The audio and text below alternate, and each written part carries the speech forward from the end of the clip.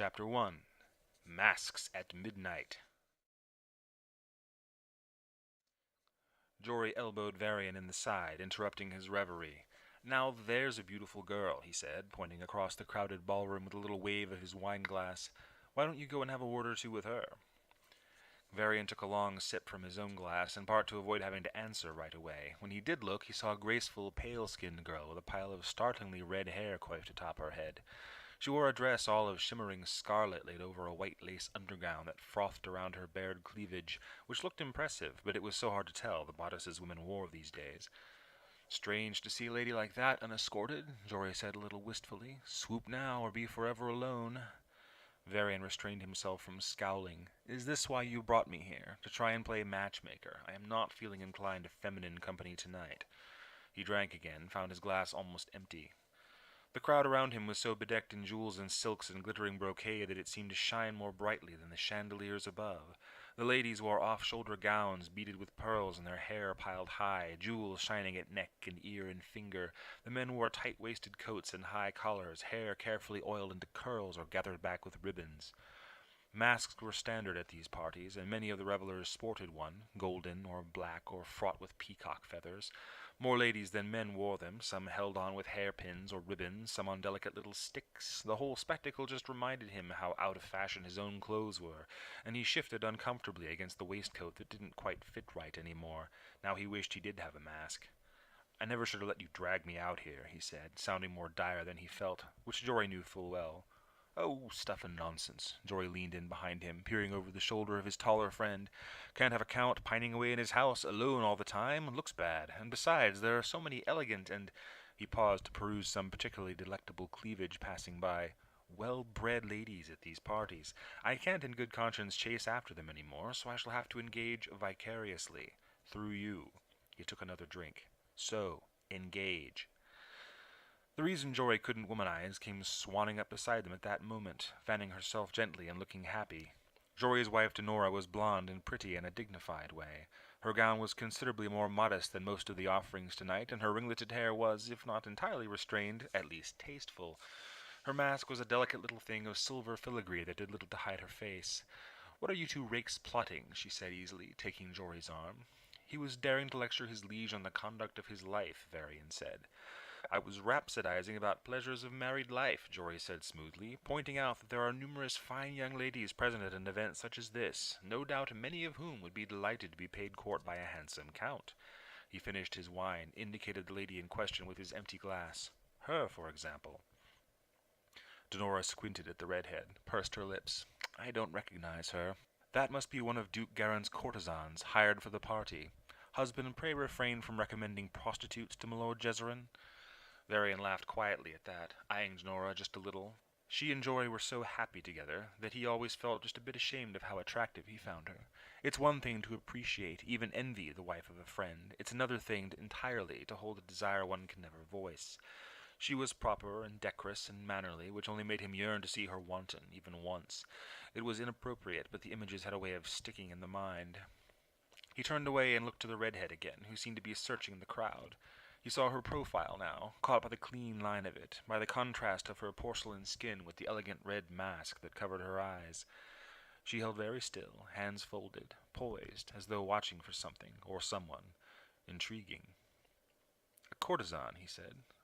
"Lady, I am not certain it is possible to judge a woman's character at such a distance." Denora snorted. "If she were well born, I would know her already. I'll tell you that much." She tapped him gently with her fan. "Nobody that beautiful remains a nobody for long." "Well then," Varian said, handing off his glass to a passing servant, "I shall go and take a closer look." He squared his shoulders and made his way along the edges of the dance floor, arms waving in his peripheral vision like branches in a wind, while Denora's scoff followed behind. He waylaid a servant on the way over and took 2 glasses of wine with him. The closer he came, the more he liked what he saw. She was shorter than he thought, lent height by her stillness and her posture, straight-backed but not stiff. Her hair was really a marvel, great curls of red pinned here and there with winking green and blue jewels, a few spirals of it tickling the back of her neck and hanging over the deep, velvety red of her mask. She didn't turn to face him, but he had the sense she knew he was there. Gathering himself, he brushed her sleeve with his arm and offered her a glass of wine when she turned. He'd readied a glib opening of conversation, but at this range her gaze stuck his tongue to the roof of his mouth. Her wide eyes, glittering through her mask, were perfectly balanced between blue and green, picked up by the jewels in her hair. Her lashes fluttered like butterfly wings, and his dashing words sputtered out like quenched coals. Instead, he wordlessly offered the glass, and to his relief she took it, just a slight tilt of one brow acknowledging his presence. She swirled the wine in the glass, sniffed it delicately, and then sipped, barely touching the red to her lips. She watched him the entire time, seemingly at ease, and it was disconcerting. "And you are?" Varian. That is, Count Varian Jezerin, Count of Hannavale," he said, resisting the urge to sidle uncomfortably.